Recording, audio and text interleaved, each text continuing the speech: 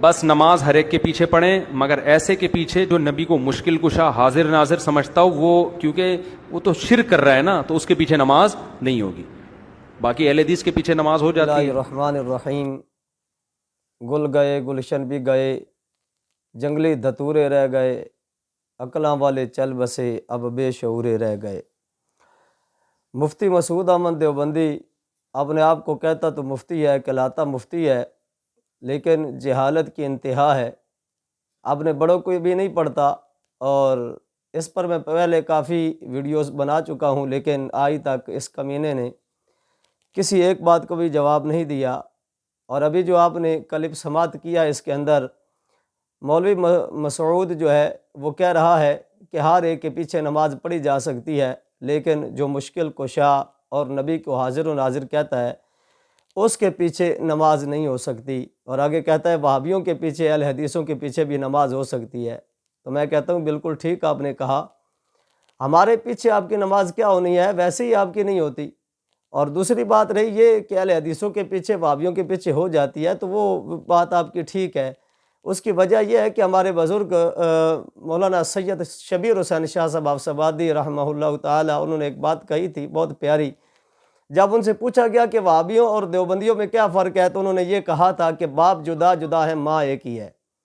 تو بس بات اتنی سی ہے کہ آپ کی ہو جاتی ہے، آپ میں تو ان میں کوئی فرق نہیں ہے، صرف تھوڑا سا مادے کا فرق ہے۔ بہرحال آپ نے یہ کہا کہ چونکہ اہل سنت جو ہیں، جو بریلوی یعنی جو مشکل کشا نبی پاک علیہ الصلاۃ والسلام کو کہتے ہیں، جو حضور کو مدد کے لیے پکارتے ہیں، جو حضور کو مددگار کہتے ہیں، اور جو حضور کا حاضر و ناظر کہتے ہیں، ان کے پیچھے ہماری نماز نہیں ہوتی۔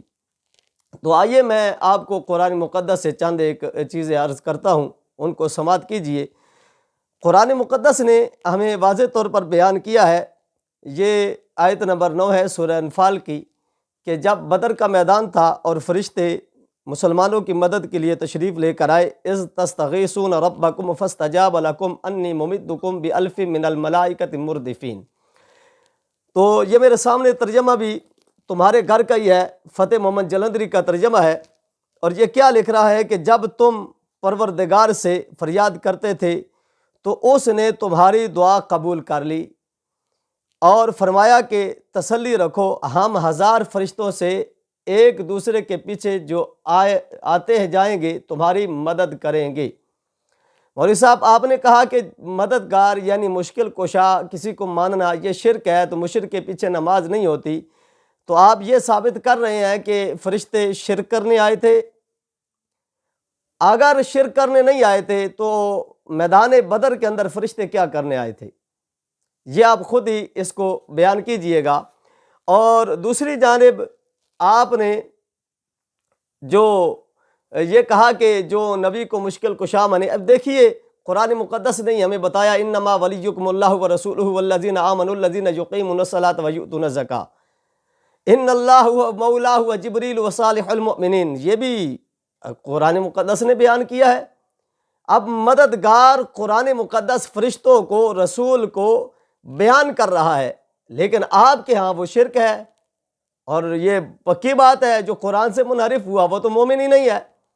اور آپ نے ایک بات آپ نے جو کہی ہے وہ بہت ہی اچھی ہے کہ ہر ایک چیز کا دار و مدار عقیدے پہ ہوتا ہے، اور ہم یہ مانتے ہیں کہ ہر ایک چیز کا دار و مدار عقیدے پہ ہوتا ہے، چونکہ دیوبندیوں وہابیوں کا عقیدہ درست نہیں ہے، اس لیے ہمارے علماء آج سے کئی سال پہلے ہی یہ فتویٰ دے چکے ہیں کہ دیوبندیوں کے پیچھے سنی کی نماز نہیں ہوتی، وہابیوں کے پیچھے سنی کی نماز نہیں ہوتی۔ اس کی وجہ یہ ہے کہ ان کے عقیدے برے ہیں۔ کبھی یہ کہتے ہیں نبی معاذ اللہ من ذالک مر کر مٹی مل گیا، اور کبھی یہ کہتے ہیں جس طرح یہ حفظ الایمان ہے، نبی کا علم جیسا ہے ایسے تو جانوروں، پاگلوں اور ہر پرندے کو بھی حاصل ہے، سبھی یعنی بچے کو بھی حاصل ہے۔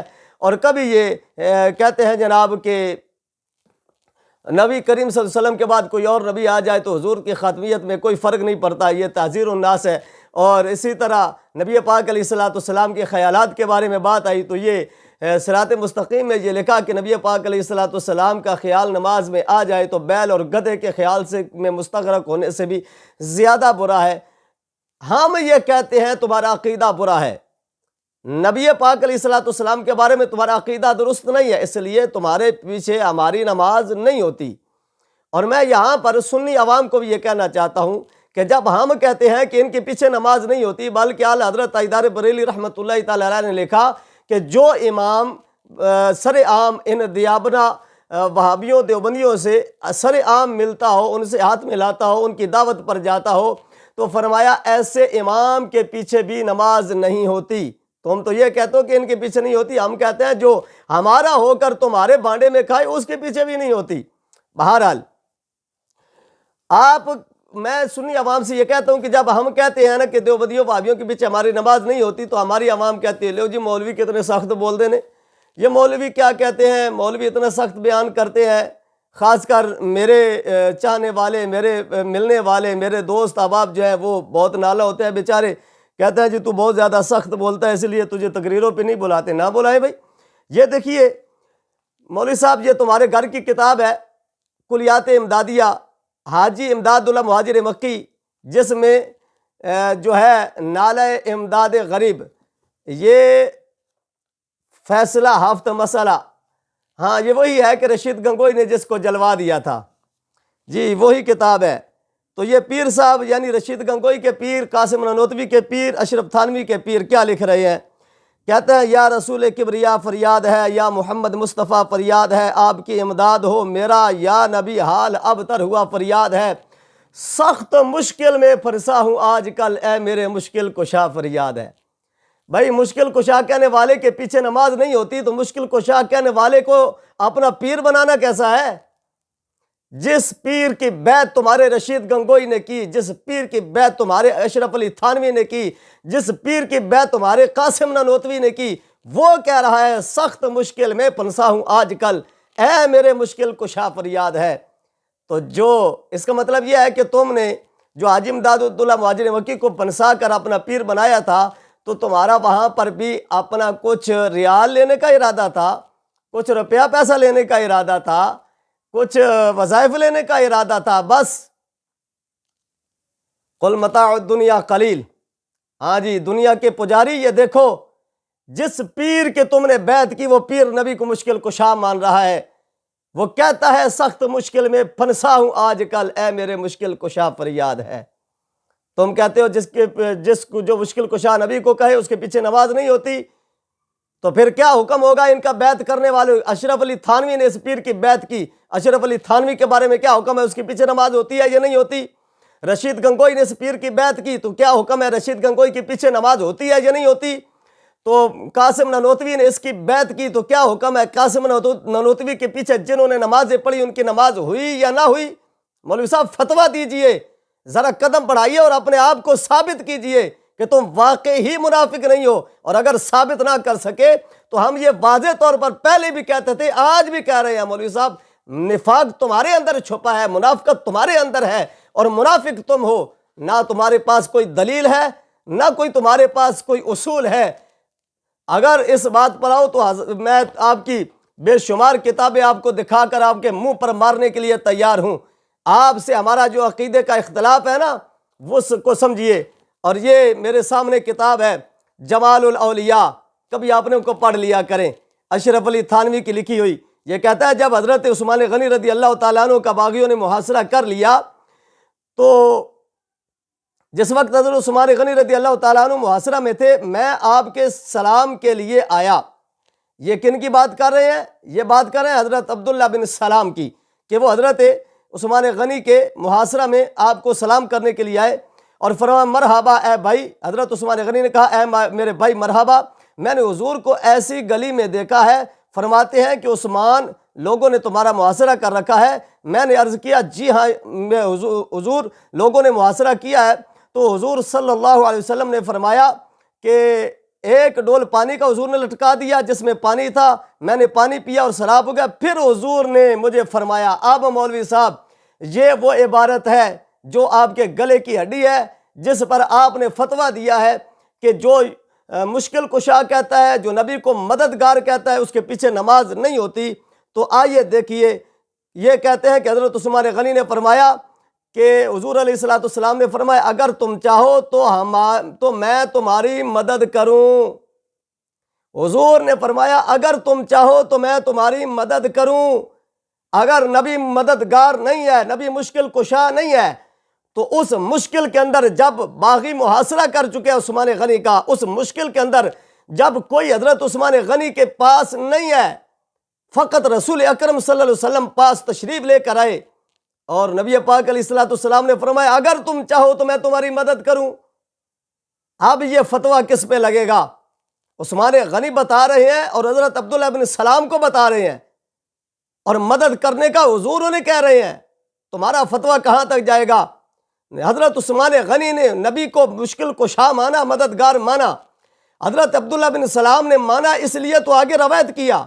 اور اگر حضرت عبداللہ بن سلام نے حضور کو مددگار مانا ہے، اور اگر حضرت عثمان غنی نے حضور کو مددگار مانا ہے، تو مجھے بتائیے جو عثمان غنی کے پیچھے نمازیں پڑھتے رہے مولا علی سمیت، ان کی نمازوں کا کیا بنے گا؟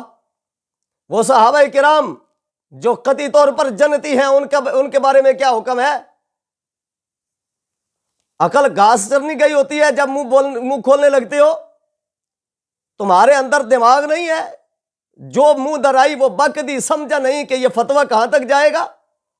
نہیں جی، وہ حاضر و ناظر جو مانتے ہیں۔ میں پوچھتا ہوں مولوی صاحب صرف ایک آیت کا جواب دیجئے، بچے کی زبان پر ہے وَمَا أَرْسَلْنَاكَ إِلَّا رَحْمَةً لِلْعَالَمِينَ، کہ رب نے فرمایا اے محبوب ہم نے آپ کو ساری کائنات، سبھی جہانوں کے لیے رحمت بنا کر بھیجا ہے۔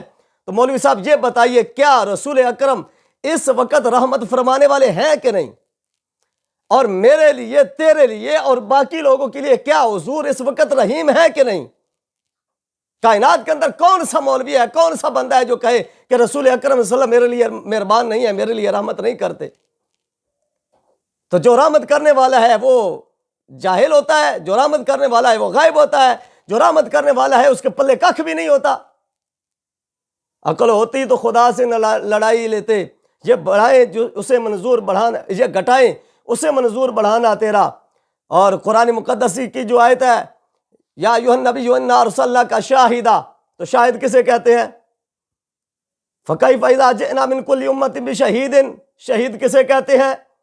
لقد جاءکم رسول من انفسکم عزیز علیہ ما عنتم، کہ رسول اکرم صلی اللہ علیہ وسلم مشفق ہے اپنی امت پر، مہربان ہے۔ کبھی پڑھ لیتے نا حضرت شاہ اسماعیل کی رحمت اللہ علیہ کو، وہ کہتے ہیں امتی کے پاؤں میں کانٹا بھی چبھ جائے تو حضور کو اس کے درد محسوس ہوتی ہے۔ تم کیا ہو؟ گل گئے گلشن بھی گئے، جنگلی دھتورے رہ گئے، عقلاں والے چل بسے بس بے شعورے رہ گئے۔ یہ حال ہے تم لوگوں کا۔